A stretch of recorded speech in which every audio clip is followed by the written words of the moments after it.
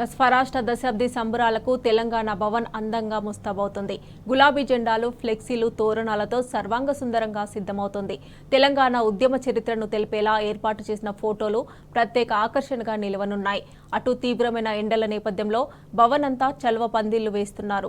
ఇక రంగురంగుల విద్యుత్ వెలుగులతో తెలంగాణ భవన్ దగదగా మెరిసిపోనుంది. జూన్ 2న భారీ స్థాయిలో తెలంగాణ భవన్లో వేడుకలు జరగనున్నాయి.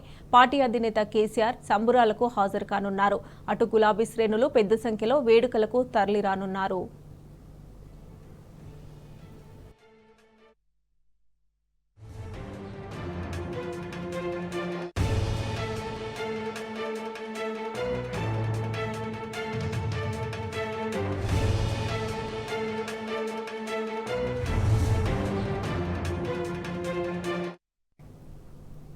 ఇదే అంశానికి సంబంధించి మరిన్ని డీటెయిల్స్ మా ప్రతినిధి వంశీ లైవ్ ద్వారా అందజేస్తారు. వంశీ,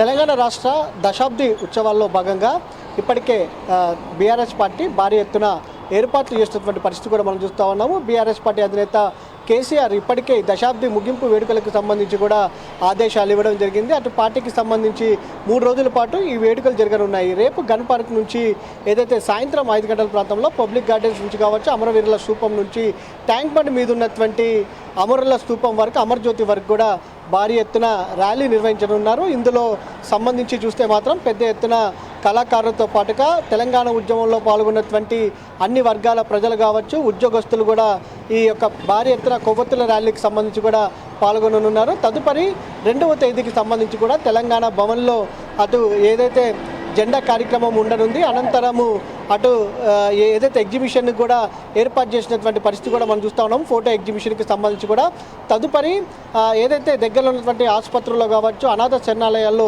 సేవా కార్యక్రమాలను కూడా బీఆర్ఎస్ పార్టీ క్యాడర్ నిర్వహించనుందని కూడా చెప్పవచ్చు. తదుపరి 3వ తేదీకి సంబంధించి కూడా అన్ని జిల్లాలలో పార్టీ కార్యాలయాల్లో జెండా ఆవిష్కరణతో పాటుగా సేవా కార్యక్రమాలను కూడా నిర్వహించనున్నారు. రేపు జరగబోయేటటువంటి హైదరాబాద్లో పబ్లిక్ గార్డెన్స్లో జరగబోయేటటువంటి ర్యాలీకి సంబంధించి బీఆర్ఎస్ పార్టీ అధినేత KCR పాల్గొననున్నారు.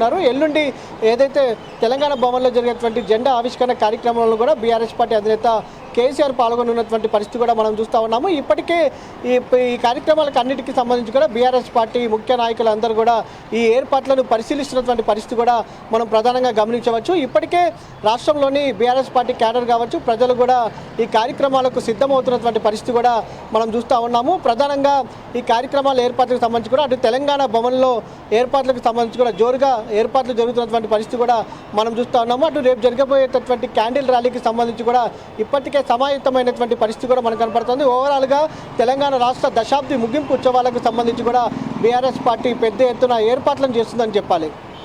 Right Vamshi, thanks for updates.